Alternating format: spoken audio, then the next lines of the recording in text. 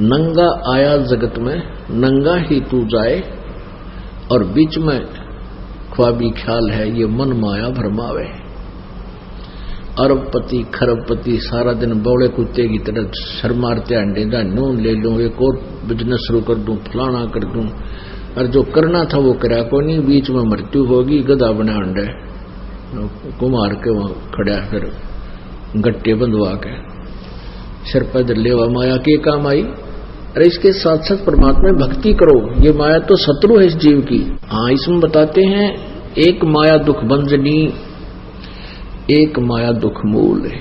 मान लिए परमात्मा ने आपके प्रारब्ध में खूब संपत्ति दे रखी है, उसका सदुपयोग करो। कहते हैं दान माया दुख भंजनी, और जोड़त संचत है दुख मूल। अब है अंतर की गंध है, या दिक्कत की है फूल। तो पुण्यात्मा, हमने परमात्मा के एक एक वचन पर विचार करना है। तो क्या बताते हैं कि मनुष्य जीवन की वैल्यू ई बाप लगा लियो कितनी होगी। एक श्वास उश्वास और मंत्र विधिवत मंत्र जाप किया जाए परम संत से लेकर आजीवन मर्यादा में रहना पड़ेगा। इसमें मर्यादा सबसे पहले है। जैसे बच्चा खेल खेलता है, खेल होता खिलाड़ी जो खेल खेलते हैं उसके कुछ नियम होते हैं, उनकी कुछ बाउंड्री होती है, सीमा होती है। उस सीमा के अंतर्गत ही जो बच्चा खेलता है और अच्छा खेलता है तो वो खेल में सफल हुआ करता है, और जो फाउल खेलता है तो उसको बाहर बैठा दिया जाता है, उस खेल में वो खेल नहीं सकता।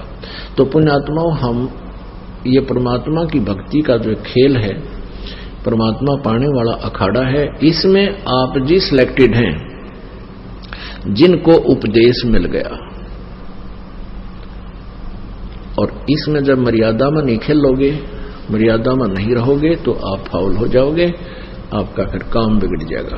परमात्मा कहते हैं 100 वर्ष तो सतगुरु पूजा, एक दिन आन उपासी, वो अपराधी आत्मा फिर पड़े काल की फांसी। चाहे फाइनल मैच में जाकर हार जाओ, वो कर दे गड़बड़, फाउल हो गया तो फिर वो सब बाहर हो जाएगा, वो बात तो बिगड़ेगी।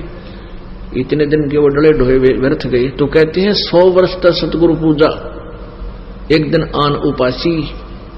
100 वर्ष तक गुरु जी की पूजा। गुरु जी की पूजा का अर्थ है जैसे गुरु जी बतावें उसी तरह रहनी करनी, अपनी मर्यादा और भक्ति करता रहे। और एक दिन 100 वर्ष तक ऐसी कर ली, और एक दिन आन उपासना, अन्य देवताओं की पूजा करने से आपका काम बिगड़ जाएगा, वो अपराधी आत्मा फिर पड़े काल की फांसी। अब विचार करना पुण्यात्माओं, ये काल हमारे साथ कितना धोखा किए हुए है। जैसे कुछ दिनों के बाद क्या होगा कि आपके ऊपर कोई कष्ट नहीं आवेगा, और जो कष्ट आना था वो परमात्मा कैंसिल कर देगा आपकी सच्ची लगन और भक्ति देखकर। यहाँ संसारिक सुख हो जाएंगे, घर में भी सुख होगा, पास पैसा भी खूब हो जाएगा, क्योंकि दान ऐसे स्थान पर आप कर रहे हो, ये किया हुआ दान आपको मालिक देगा और बहुत अच्छा प्रतिफल देगा।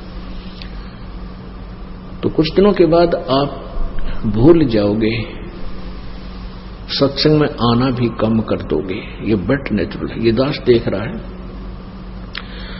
आज से जो 15 साल पहले लगे थे 100-200 परिवार, अब उनमें से मेरे ख्याल में 10% उस लगन से 10% लगे हुए, बाकी ढीले पड़ गए, क्योंकि उनका सुख गणे हो गए।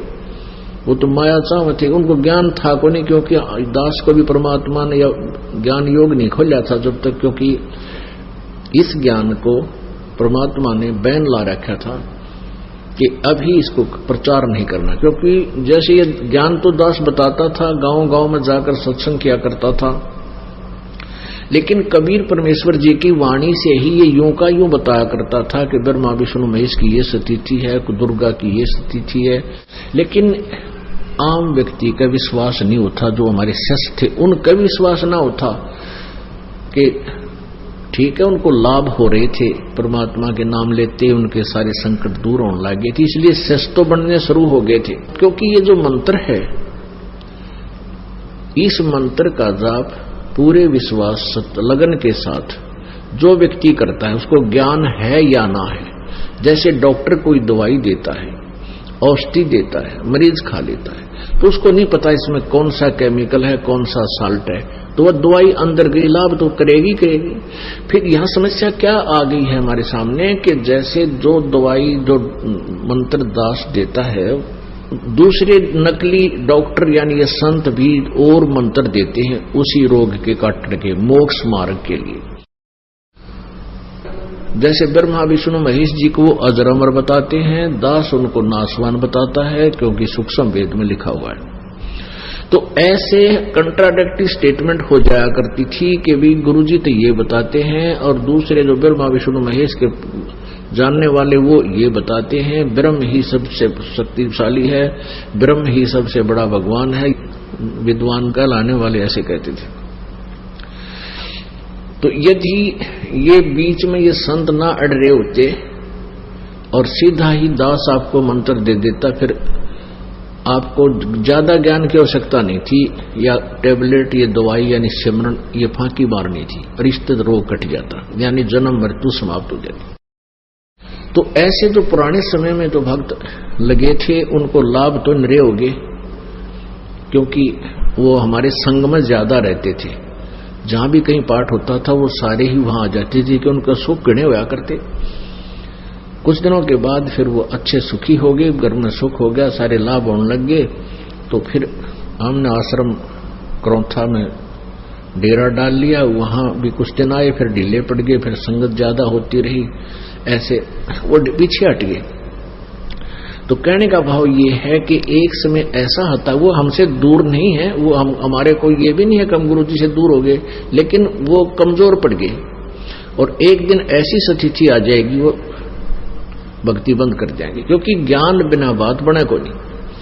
अब ये ज्ञान इसलिए आपको देना पड़ता है कि कोई आपको भ्रमित ना कर दे कि ये टेबलेट ठीक होनी, इस रोग की कोना, अर्थात ये मंत्र सही नहीं है, ये ज्ञान सही नहीं है। तो इसलिए आपको यहां बुला करके इतना कुछ समझाया जाता है ताकि आप भ्रमित होकर के इस औषधि को, अर्थात इस ट्रीटमेंट को, जो मोक्ष मार्ग मंत्र हैं, इनको त्याग ना देना, क्योंकि भ्रमित करने वाले लाखों और करोड़ों व्यक्ति हैं। इसलिए ज्ञान की आवश्यकता। तो कहने का भाव यह है कि कबीर परमात्मा ये बताना चाहते